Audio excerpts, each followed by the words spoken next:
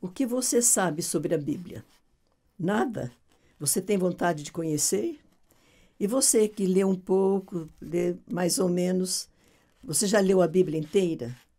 Tem vontade de conhecê-la melhor também? Podemos ler e aprender juntos cada dia, conferindo o que realmente está escrito nela.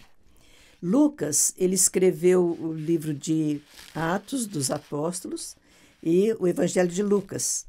Ele viajava com Paulo e ele, então, foi registrando os acontecimentos. E ele escreveu no capítulo 17, versículo 11. Ora, estes de Bereia eram mais nobres, pois receberam a palavra com toda avidez, examinando as Escrituras todos os dias, para ver se as coisas eram de fato assim. Era uma cidade que estava chegando e os cristãos ali, eram cristãos, receberam a palavra com avidez, com vontade. Examinava todos os dias para ver se as coisas de fato eram assim. Tem muita gente que fala que está na Bíblia. Um dia uma pessoa chegou para o meu marido e falou, na Bíblia está escrito, 1000 passará, mas 2000 não chegará. E ele então falou para aquela pessoa, isso não está na Bíblia. Os cristãos de Bereia, todos os dias examinavam a palavra para ver o que estava escrito realmente. E a Bíblia mesmo, ela nos ensina por que nós devemos conhecer a Bíblia. No capítulo 1 de Apocalipse, está escrito assim, bem-aventurados aqueles que leem e aqueles que ouvem as palavras da profecia e guardam as coisas nela escritas. Leem, ouvem e guardam. Bem-aventurados, felizes. Todos nós queremos ser felizes. No Salmo 1, versículo 2 e 3 também, o salmista diz que o homem que tem prazer na lei do Senhor e na sua lei medita de dia e de noite. Esse homem que passa tempo, que gasta tempo com a palavra de Deus, é como a árvore plantada junto a correntes de água. No devido tempo, dá o seu fruto e cuja folhagem não murcha. E tudo quanto este homem faz prosperará, será bem-sucedido. Olha o que a Bíblia nos promete, para aquele que lê todo dia, que obedece, que guarda no coração. É bem-aventurado e é próspero. Mas tem a contrapartida da Bíblia também, porque nós somos uma nação cristã. O livro dos cristãos é a Bíblia, é regra de fé e prática. Mas, às vezes, nós deixamos isso para amanhã, para depois. Mas, olha o que Jesus falou no capítulo 22 de Mateus, versículo 29. Jesus respondeu para os discípulos, vocês erram, não conhecendo as Escrituras, nem o poder de Deus. Em contrapartida de ser feliz, errar, porque não conhece a palavra e nem conhece o poder de Deus. E Deus se revelou para nós. Deus criou o homem, criou o universo e criou o homem, criou o Jardim do Éden para colocar o primeiro casal, mas ele precisava se revelar. O salmista Davi, o homem segundo o coração de Deus, ele escreveu sobre essa revelação de Deus. No Salmo 19, versículo 1, ele diz assim, os céus proclamam a glória de Deus e o firmamento anuncia as obras de suas mãos. Essa é uma revelação geral. As flores, lá na minha casa tem um jardim com azaleias, é a coisa mais linda. Toda vez que eu olho aquelas azaleias, eu penso como Deus fez as coisas tão bonitas. Deus se revela pela natureza. Isso se chama revelação geral. Todo mundo vê, todo mundo observa. E em Romanos, o apóstolo Paulo vai falar sobre essa revelação, que o homem claramente percebe, mas olha o que acontece. Romanos, capítulo 1, versículo 20. Porque os atributos invisíveis de Deus, assim o seu eterno poder, como também a sua própria divindade, claramente se reconhecem desde o princípio do mundo, sendo percebidos por meio das coisas que foram criadas. Tais homens são, por isso, indesculpáveis. Deus se revela na natureza. Quando a gente vê céu azul, aquelas nuvens brancas, e os jardins, os animais, os passarinhos, Deus se revelando, o poder dele, a criatividade dele e o amor que ele teve de preparar este universo para suas criaturas. Mas no Salmo 19 ainda, ele falou sobre a natureza. Os céus proclamam a glória de Deus. Mas depois, no versículo 7 até o 10, é o rei Davi que escreveu sobre olha só, ele vai falar agora da lei do Senhor. O que é isto? É uma revelação especial. Então, Deus se revela no geral, para todos, mas ele se revela especialmente para aqueles que o buscam, aqueles que têm vontade de fazer a vontade de Deus. No Salmo 19, no versículo do 7 até o 10, Davi escreveu: a lei do Senhor é perfeita e restaura a alma. O testemunho do Senhor é fiel e dá sabedoria aos simples. Os preceitos do Senhor são retos e alegram o coração. O mandamento do Senhor é puro e ilumina os olhos. O temor do Senhor é límpido e permanece para sempre. Os juízos do Senhor são verdadeiros e todos igualmente justos. São mais desejáveis do que ouro, mais do que ouro depurado, e são mais doces do que o mel e o destilar dos favos. Davi, o mavioso cantor de Israel, poeta, ele viu a revelação geral pela natureza e experimentou a revelação especial de um Deus que tomou conta da vida dele, que o colocou como rei, que o perdoou um dia e que fez dele o maior rei de Israel. E ele então tem essa experiência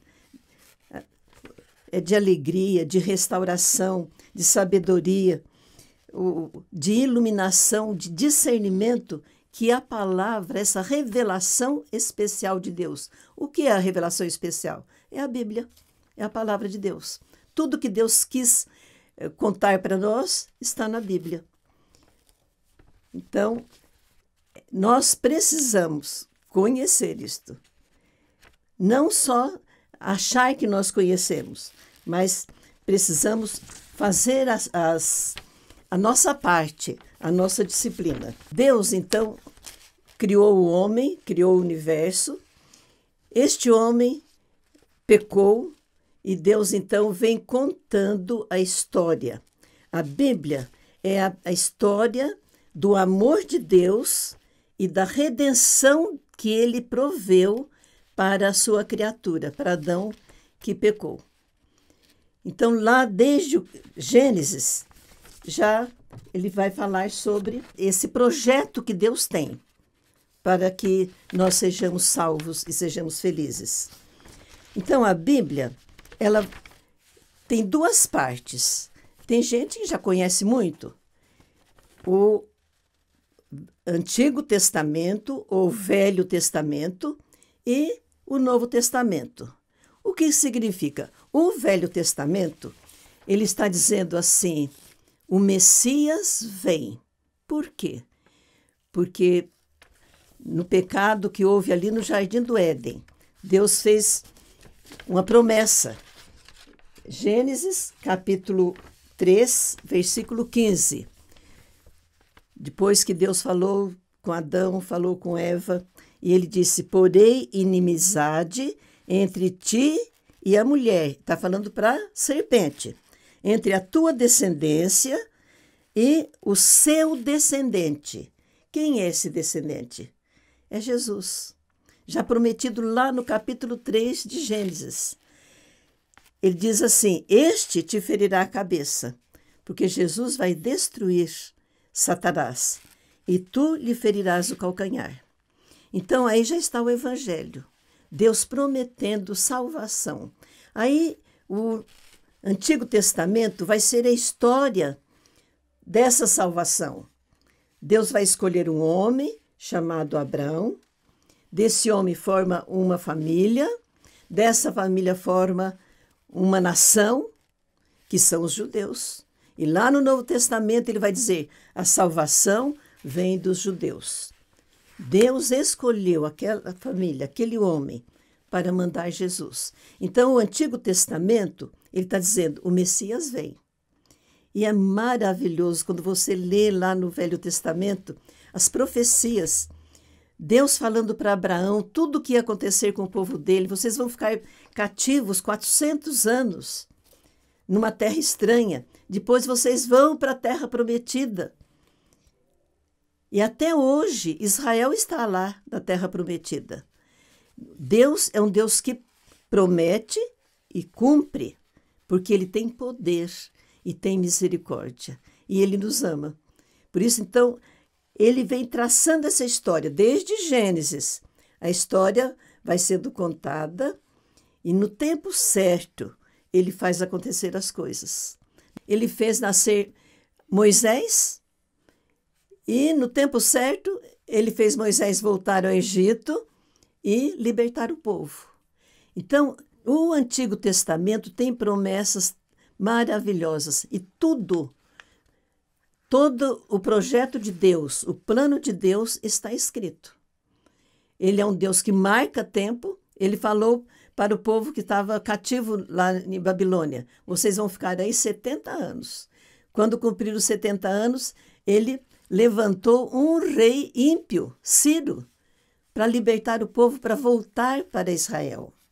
Então, nós temos que conhecer isso aí, conhecer esse Deus que cumpre o que promete, que Ele cumpre a aliança que Ele tem conosco.